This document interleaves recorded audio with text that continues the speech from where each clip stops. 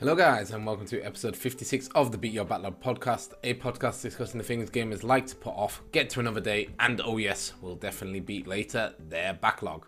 I'm your host Adam, and today we are diving into the Shake dimension in Nintendo and Goodfield's Wario Land Shake It, or as it's known in the PAL region, the Shake It dimension. And at the end of 2023, I decided I was going to buy myself I guess not technically a brand new Wii. Brand new to me, but I guess it's a second-hand Wii. But yes, I decided I was going to buy myself a new Nintendo Wii. And once I got my hands on one, I obviously needed some games to play on it.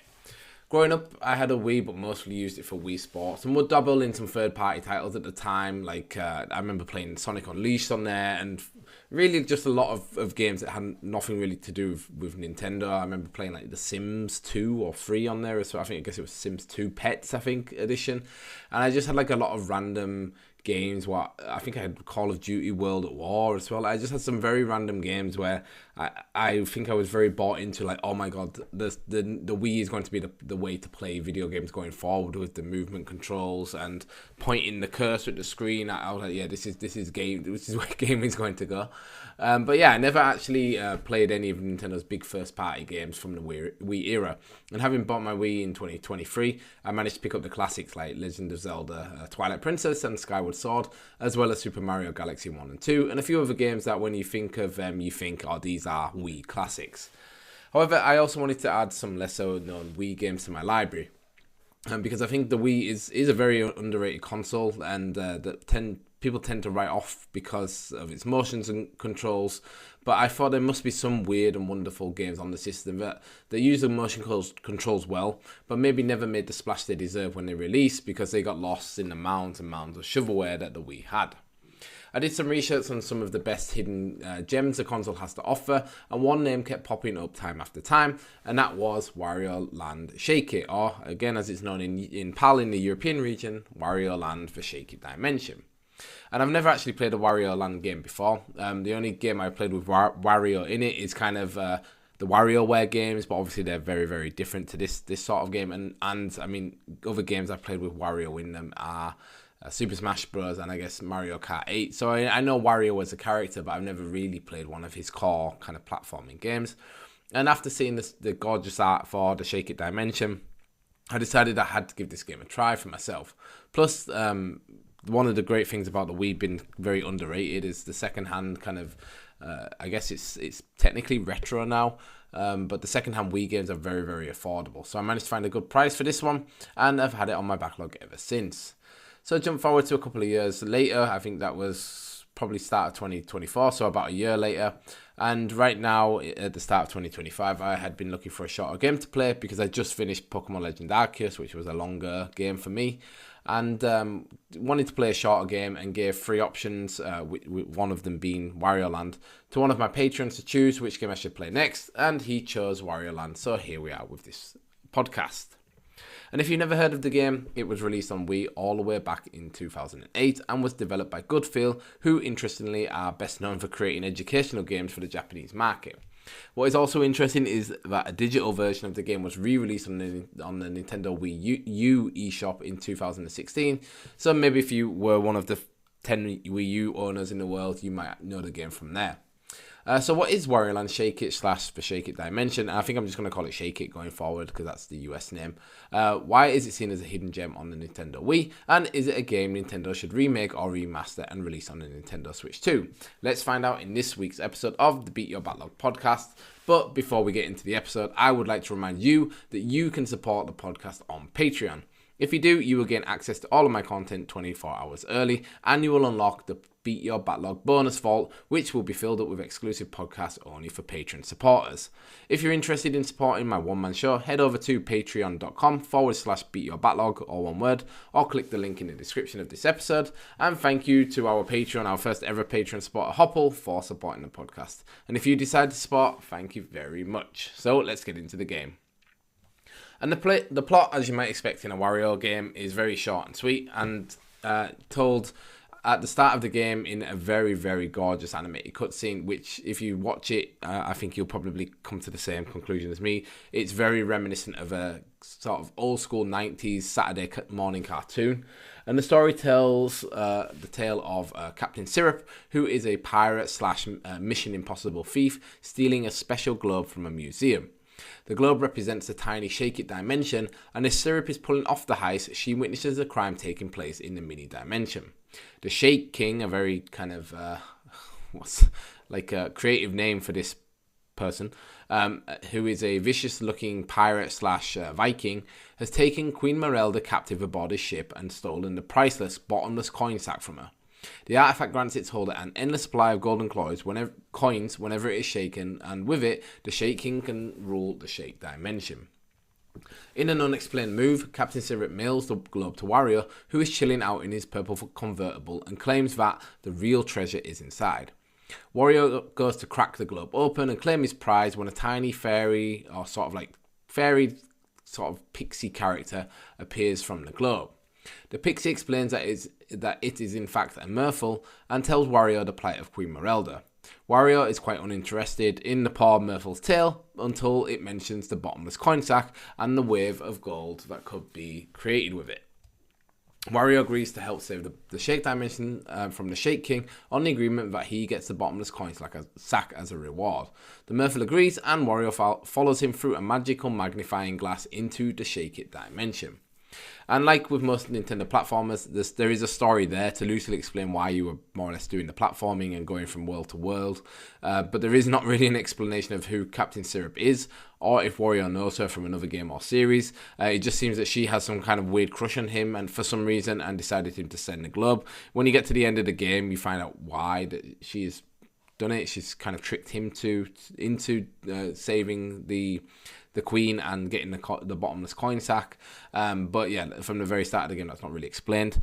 And the same can be said for pretty much everything else in the story. It's not really made clear if any of these characters or worlds are always in Wario Land games, or if they're just new to this one. And to be fair, I haven't played any other Wario Land game either, and I don't think there's been a Wario Land game released since this one. So if you are a Wario Land connoisseur, let me know in the comments if this is kind of like rolled over from another game, or if these characters are sort of known throughout the series. Yeah, do let me know in the comments.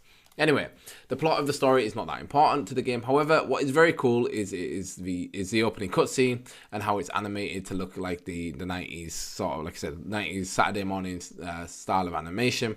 And if you ever watched, it always reminded me of like the Sonic TV show back in the day. It looks very much like that. And even playing now in, the Wii was never in like 1080p HD, and now I'm playing it through a HDMI converter into a 65-inch TV. And even when it's kind of blown up and the pixels are a little bit fuzzy, it still looks fantastic on the TV. So it was a joy to watch, and it really made me wonder if there was actually like a TV show based around the game planned in the mid 2000s to maybe like market the game, because the animation quality is that good. And I will put a link to the first cutscene because it's up on YouTube if you want to check it out for yourself. And yeah, what is Wario doing in the Shake It dimension? Well, the main loop of the game is like most Nintendo platformers. The game is broken up into 5 different worlds, each of which has 5 levels, and you have to platform your way through them. After every world is complete, you receive an item. When you receive an item, and when you've gathered all 5 items for each world, you get to fight the big bad, in this case the Shake King, and save the day. What is slightly different in this game is the pace of the platforming. It is much slower than a Mario game. Like I said, I've never played a Wario Land game before, so that might be the case in all the games. But your aim in each level is not really just to get to the end of the level. It's also to get back to the beginning of the level, which we'll get to in a little bit. And yeah, the aim at the end of the level is you're not jumping on a flagpole like Mario. You are trying to save a Murgle who has been kind of captured, and you break them out of their sort of iron cage. And these guys are the ones that then unlock the final level, the final door of the level, which has you fighting a boss. And then when you beat the boss, you get the item and can progress to the next world. yeah, the levels themselves, they're actually quite short if you run like from A to B, like from start to finish. However, Wario Land Shake It is much more about exploring the levels and solving mini puzzles in them than just rushing through them to get to the end. So you can play it as you would maybe Mario, where you sort of sprint your way through and just try to like bunny hop over gaps and over enemies and get to the end. But you would probably finish the level in about 30 seconds. You really need to kind of make your way through and slowly trying to pick the level apart, because there are lots of secrets. Each level also has a lot of challenges to complete. Like, well, not a lot. There's usually between like 3 and 5. So some of them might be something like don't take any damage throughout your time in the level. It might be find X amount of coins and or defeat a specific type of enemies, or there might be some challenges like kill 3 enemies in one jump, so things like that, which give you a little bit more to do in these smaller levels. And in addition, each level has 3 hidden items to find, which are usually devilishly hidden behind puzzles or just off the beaten track. It took me a couple of levels to get my head around this style of platforming. The last 2D platformer I played was Super Mario Bros. Wonder, and in that game you need a lot of speed and momentum to get you through the levels, and this isn't the case. In Shake It, it's the complete opposite. So if you take things slow, I really felt like you got a lot more out of the game. It felt much more of a different experience, and it was kind of fun. Entering a new screen of a level and seeing that it had some sort of puzzle or platforming challenge to overcome. For example, there are puzzles where you have to aim and throw a ball using the Wii remote gyroscope to hit switches and open doors. And it sounds quite easy, but sometimes the ball will spawn in places that look like they're inaccessible. So the puzzle is working out not necessarily how to throw the ball at the switch, but how to get to the ball and then throw it at the switch, which I thought was cool. Or another example of a puzzle I liked were the fire puzzles. There are some obstacles that cannot be passed unless they have been set on fire. So normally these obstacles are placed at the opposite side of a map to where the fire area, where the fire spawns, for you to unlock them. Sorry, I just had to pause and sneeze there. You might have noticed, I didn't mention it at the start, but if my voice sounds a bit croaky, it's because I am recovering from a cold. But anyway, the fire levels, the fire puzzles. So yeah, once you work out, okay, the fire is on one side of the map, the door that needs to be set on fire is on the other.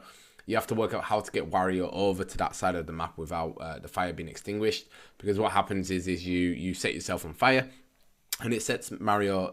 So I need to stop saying Mario. It sets Wario off sprinting in the opposite direction of the fire. So if you were moving right into the fire and get set on fire, he will run left. And every time Wario bumps into an object, it will change his direction to the opposite direction, and it will ignite the fire even further. So you have to more or less make sure that you are running and jumping and bumping into things to ignite Wario enough that he will completely turn into a ball of fire. But you need to also make sure that you're close to the door that needs to be set on fire, because if you're not, Wario will just burn to a crisp in like a really, really cool animation, and then you will have to go back to the fire again to reignite yourself. So I like the challenge there of making sure Wario is in the right fire state at the right time, because it's not just as easy as setting him on fire and doing a couple of jumps to get up. It's really like, okay, it's really fast. You have to time your jumps. You have to think, okay, how can I change the direction in the opposite direction if I'm running to the right, but really I need to go left. So again, it's kind of like a little bit more thinking behind the platforming, which I really liked.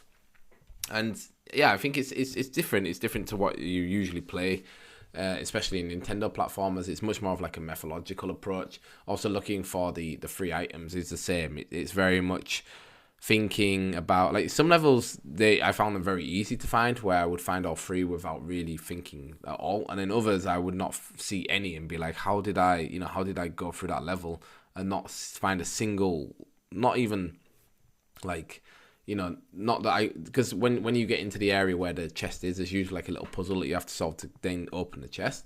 So it wasn't even like in those levels that I got to the puzzle and couldn't do the puzzle. It was just, I just never found where the chests were. So they are definitely well hidden.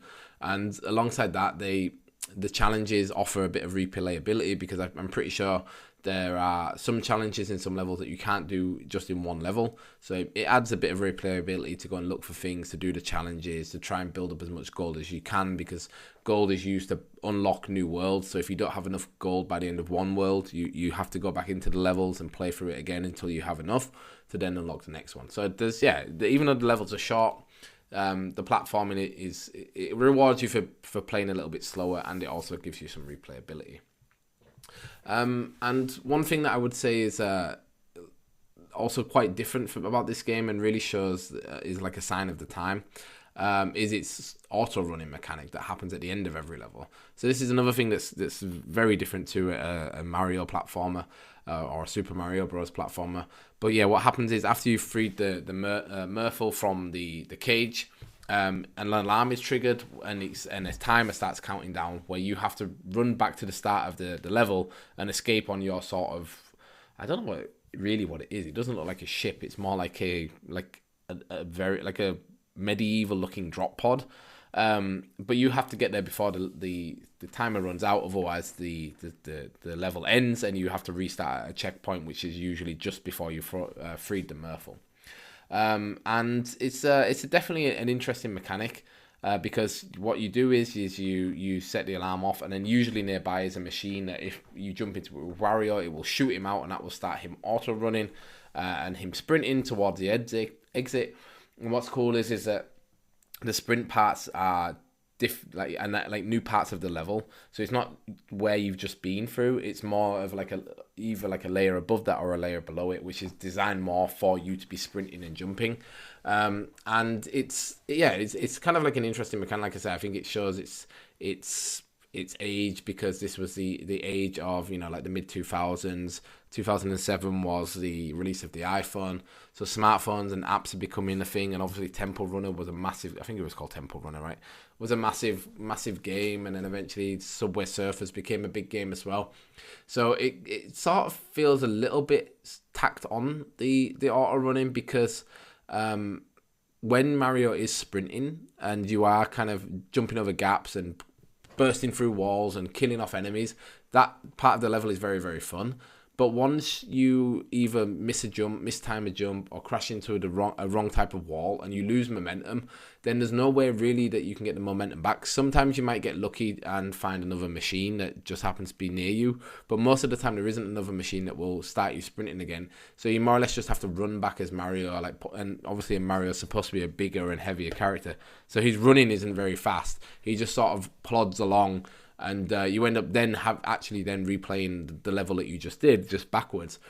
So yeah, it does feel a little bit tacked on. And sometimes, I don't know if you ever played like the 2D Sonic games back in the day, like those games felt amazing when they were fast, when you were Sonic and you were timing the jumps and skipping through things and just doing the loop-de-loops and shooting out up into the air and then back down like a half pipe or a quarter pipe and then doing whatever. That part of the game feels great. The thing that doesn't feel great is that as soon as you hit like a wall or something and you stop, then getting back into that flow of that momentum is a bit of a jarring thing. And at least in Sonic, he starts to run if you move him, but in this game that doesn't happen. Wario can't run again unless you find another machine. So yeah, it's a bit of a weird mechanic, and it's a little bit of a slog where getting back to the kind of drop ship thing was, even though you had a timer, there was never really a risk of you running out of time either, which was a strange thing. So what I started doing, because at the start of playing the game, I really wanted to get the challenges, and usually one challenge is get back to the ship before this time on the timer. So if the timer is 2 minutes, it might be like get back in 30 seconds.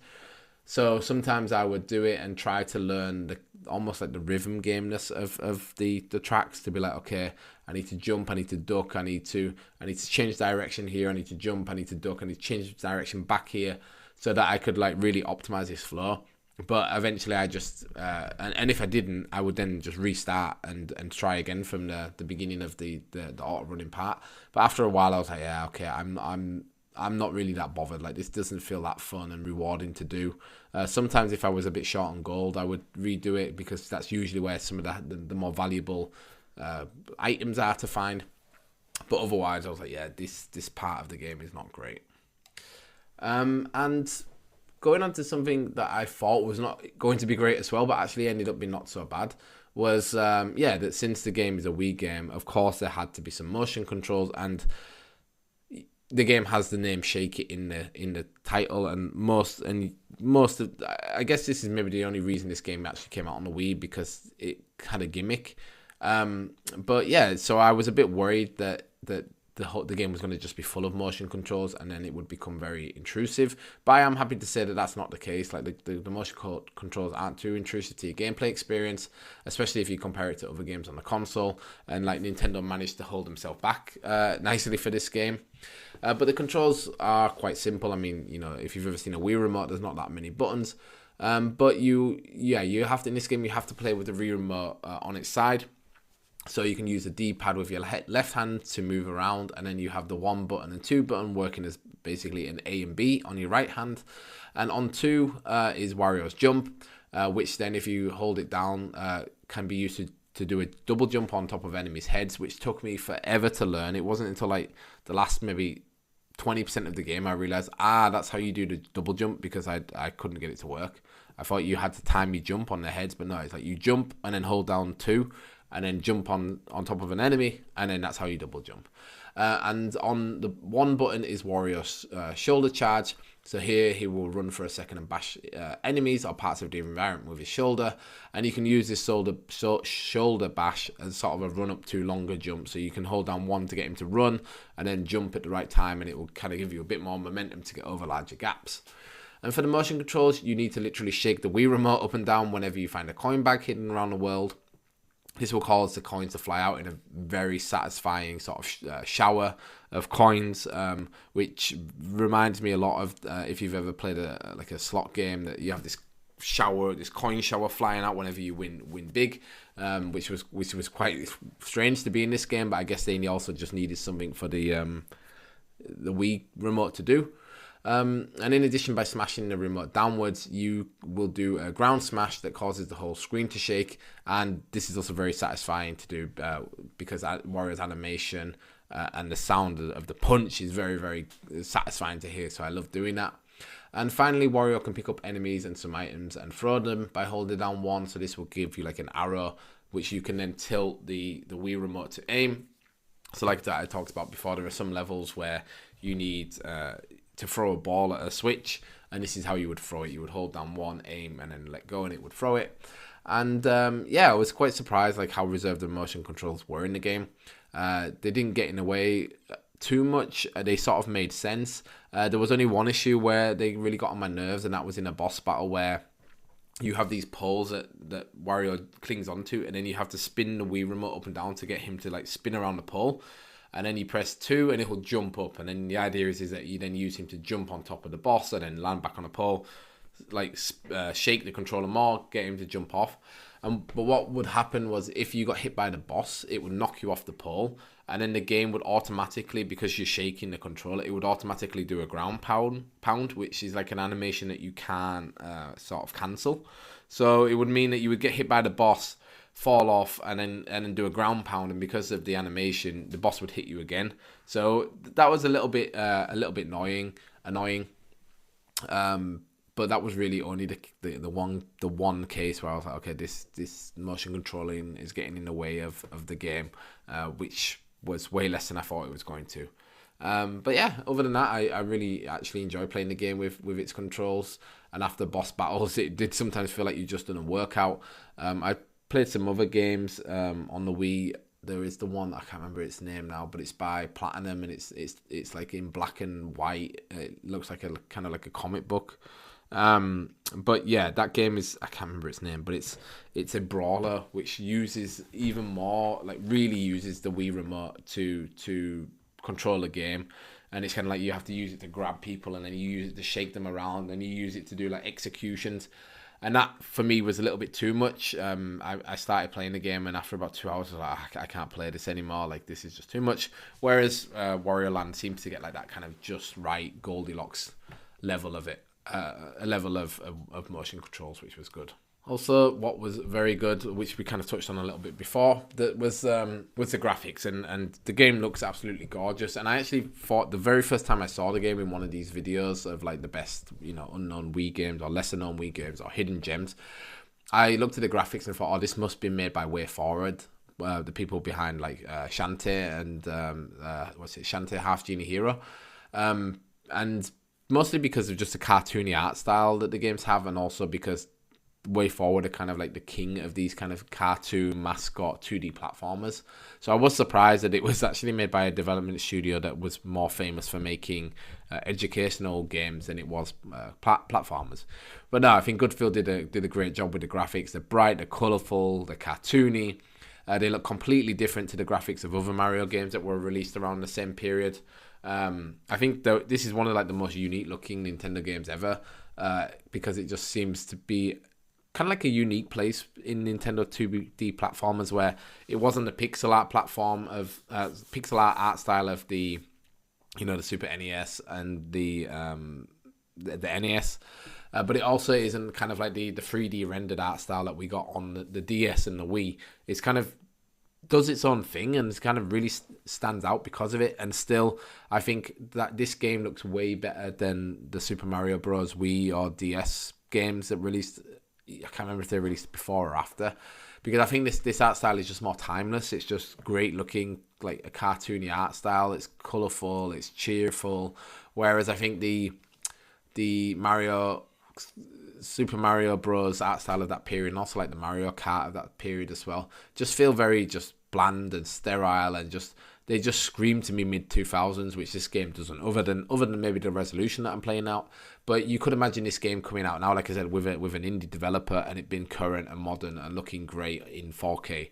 And yeah, I really applaud Nintendo for doing that. I hope they do more of this with kind of what would you say, like Wario adjacent IPs. Like it seems like they're moving away from this sort of sterile art style of from the Wii with Super Mario Bros. Wonder.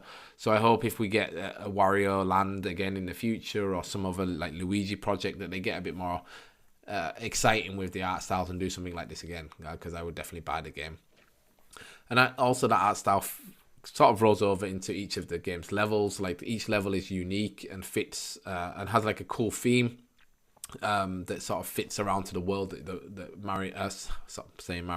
Wario is currently in. My third one is in World 3 called Glitter Town, which is like a casino themed world where you have like these golden dice columns and slot machines that can award you with bombs and enemies and prizes. Very, very cool looking world, and also a great sounding world. And that the graphics, not just the kind of the graphics, but also the animations in the game are great. Again, reminds me of the 90s Saturday morning cartoons, and it's just full of detail and charm. One of my favorite animations to watch is Wario shaking one of the kind of Goomba-like enemies that just wander around the map.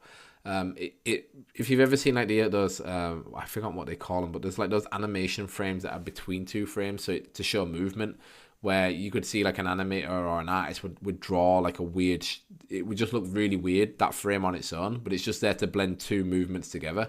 And that's what this game has too, where he's shaking this character, and like you can just see the blur of the character and his eyes kind of moving, and it's just very, very satisfying to watch and satisfying to do, and just again not something that I think you would see in most modern Nintendo games, or even Nintendo games at the time. So really, really cool.